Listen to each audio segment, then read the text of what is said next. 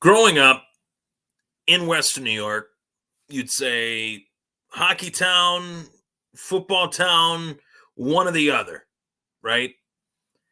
But no, not for me. It was football and it was baseball. Baseball is a sport that is near and dear to the heart of Ryan Matthew Thomas. If those of you that were wondering what the M stood for, Matthew is the middle name. And that's the sport of baseball that stood out to me as a kid. Ryan Matthew Thomas in the lineup card. R. Thomas batting whatever position, first, second, third. I hit everywhere. I played everywhere during my baseball career, if you want to call it, in Little League and high school baseball. And I'd like to think I know a thing or two about the game. The game has been in my bloodline for a very long time, since day one. And the game of baseball in my bloodline, from my grandfather being a coach, my father being a coach, me playing it, me coaching it, it's just deeply embedded into my bloodline and in my life. So I have a very near and dear bond to the sport. I'll always love the sport, no matter what people say, whether they're bigger football fans or bigger hockey fans. They say, Ryan, you're a sports guy, and yet you can't recognize what's going on with baseball. Of course, I recognize what's going on with baseball as well as anyone, that baseball is in a world of trouble, and largely baseball and the position that it's in is in that position in a self-harming way. They've harmed themselves by how they've gone about, the sport, I should say. They have harmed the sport, maybe not necessarily self-harming, but you get the point. Any of the damage that has been done has been self-inflicted by those that are within the sport, whether it's Bud Selig, whether it's Rob Manfred, who is the commissioner now of Major League Baseball. And case in point, a talking point that I'd like to discuss that is the subject matter below: David Ortiz and the state of the Baseball Hall of Fame. Each and every year, you have a very important process as far as who is immortalized, who is rightfully immortalized into the Baseball Hall of Fame in Cooperstown, which is a short drive away from me, short enough to where I could drive there and drive home in a day and make it a day trip, something that I do plan on doing this summer when David Ortiz is inducted into the National Baseball Hall of Fame. So in Cooperstown, great town, great, little town with a really sacred tradition of enriching the history, the sacred history of baseball. And baseball is the nation's pastime. It largely built this country into what it is today. It was a key factor in terms of it being a spectator sport, a world history changing sport with the days of Jackie Robinson and the Brooklyn Dodgers. I can go on and on and on about what baseball did to cultivate society as we know it today. And that's what I think is near and dear to baseball. But baseball has undergone, over the last 30 years, a swift change in terms of the steroid era to the present day era, and anyone within that time frame who should be put in the Hall of Fame and who shouldn't be, right? David Ortiz tested positive on a test in 2003. Post 2003, on that testing policy conducted by Major League Baseball, David Ortiz never tested positive again. Commissioner Rob Manfred then said those test results, who knows what they were, who knows, basically throwing caution towards those test results and making a fan like me saying to myself, well, what the heck, guys? If you say that he tested positive, now years later you're saying that it wasn't as big a deal. Beggars can't be choosers. It's this simple. What gets you into the National Baseball Hall of Fame? What gets you in that illustrious company of being considered as a Hall of Famer in the sport of baseball? And what does it? Simply, you have to have the numbers, you have to have longevity, and longevity and numbers are kind of mixed in, because in order to have the numbers of the highly attainable numbers that are required to be considered a Baseball Hall of Famer, you have to have longevity. You have to have that ability of having a long career, an illustrious career, filled with great numbers. And in the process of that, I would say you have to have a great personality. If you don't have a great personality, if you've done things to harm the game, you're not going to get in. And case in point, I would say Alex Rodriguez, I would say Barry Bonds, and I would say Roger Clemens. All three of those guys had the longevity. They certainly had the numbers.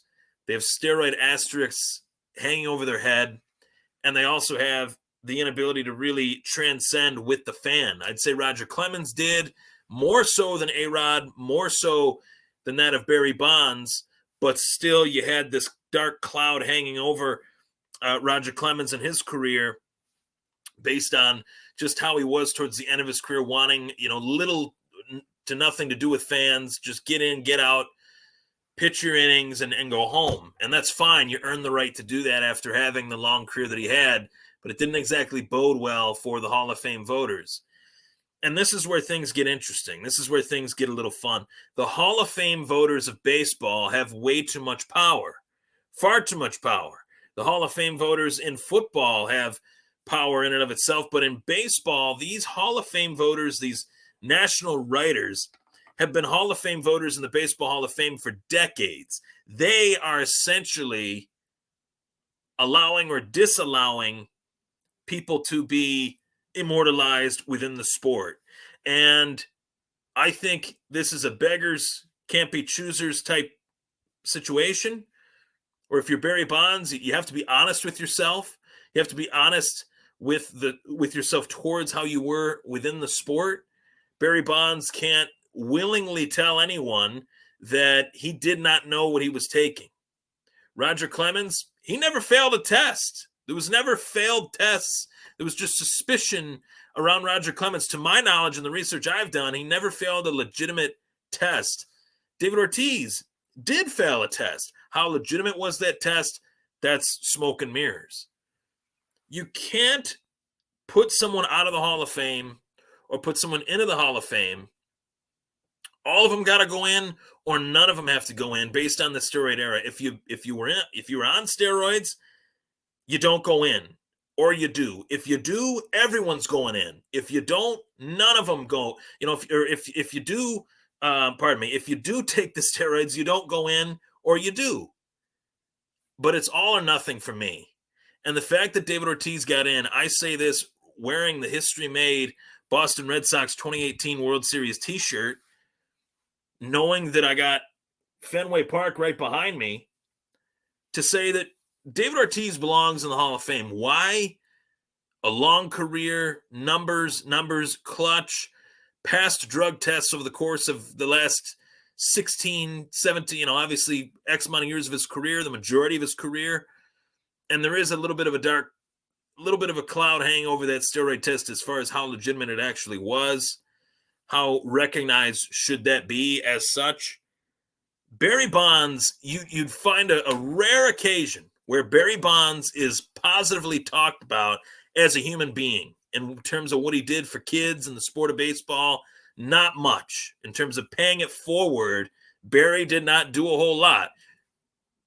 A quarterback by the name of Josh Allen, Buffalo Bills quarterback, he said, and I paraphrasing here, but Josh Allen grew up California kid, grew up a Giants fan, big baseball fan as a kid. He was a fan of one particular player for the San Francisco Giants. He didn't name names. Fill in the blanks here.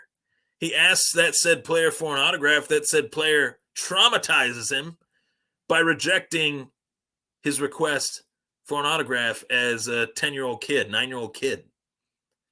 That's horrifying for a child to undergo an experience like that. It's one that clearly Josh Allen will never forget. It's one that Barry Bonds, I'm assuming, will barely ever even think about. Is that why Barry Bonds is not in the Hall of Fame? No, but is that a factor among the many? Of course it is. Of course it is. Lost in the shuffle in terms of the state of the Baseball Hall of Fame, when we talk about David Ortiz, Roger Clemens, Barry Bonds, those are the names. Curt Schilling's name is also thrown out there in terms of a name that wants to be considered for the Baseball Hall of Fame. But another name that needs to be considered for the Baseball Hall of Fame is without a doubt the hit king. You have The hit king, Pete Rose, the home run leader, Barry Bonds. Most don't believe that he is the home run king. And you have, statistically, one of the greatest pitchers of his era, as well of all time, Roger Clemens, who won 7 Cy Young Awards. No one will ever even sniff 7 Cy Young Awards, let alone 3 in a career. That is seen as legendary. Roger won 7. The Rocket won 7. So these are pantheons of the sport, giants of the sport. And Pete Rose is held out due to gambling, not steroids. Pete Rose is held out due to being banned from the sport due to the findings that he did gamble. And he lied about it for a very long time, that he didn't and never did it. But then he came out and said, I did. I just didn't bet on my team to lose. I'd always bet on my team to win. Baseball said betting is betting. You're still gone. You're still banned. But at 81 years old, after a long time out of the sport, banned from the sport, a sport that he did a lot of good for, a sport that he inspired a generation within playing the sport and managing the sport as manager of the Cincinnati Reds, I think time is time. Time heals all wounds. America is the land of second chances. America is the land of opportunity. And yes, mistakes were made by Pete Rose. I won't discount the mistakes that were made by Pete Rose. It's more than fair. But it's unfair to completely forget about Pete Rose based on what he did for the game. And I'd like to hear your take on it. I'd like to hear your take on the take of the Baseball Hall of Fame. I want your take on this topic, because I think this is a topic that is much, much, far too important to just ignore and to not even give it the credence that I think it deserves. Baseball is a great sport. Baseball is a phenomenal sport to get your kid into, boy or girl, softball, baseball, whatever it may be. I love the sport. I have shelves of hats. I got Boston Red Sox hats for obvious reasons. That's my baseball team. But I got an Oakland A's hat. I have a Chicago White Sox hat, Toronto Blue Jays. I mean, baseball is a great sport. It could be even greater if understood by this current, my generation, and future generations, because clearly I think the past generations, whether it's my dad's generation, my grandfather's generation, some of it hasn't really quite understood. We don't care whether Pete Rose bet on baseball. We want the best to be immortalized, and the best can be immortalized while acknowledging the past. That's the part that I never have really seemed to understand. If Barry Bonds is in, if David Ortiz is in, if David Ortiz is in, Barry Bonds can go in. And we can just say, hey, it is what it is. Little asterisk at the bottom of their plaque, and say, this is what they did. This is how they did it. This is why they did it. It is what it is. And move on. Because clearly this pattern of behavior is the definition of insanity. Doing the same thing over and over again, expecting a different result. Insanity. I'm Ryan Thomas. It was my take on David Ortiz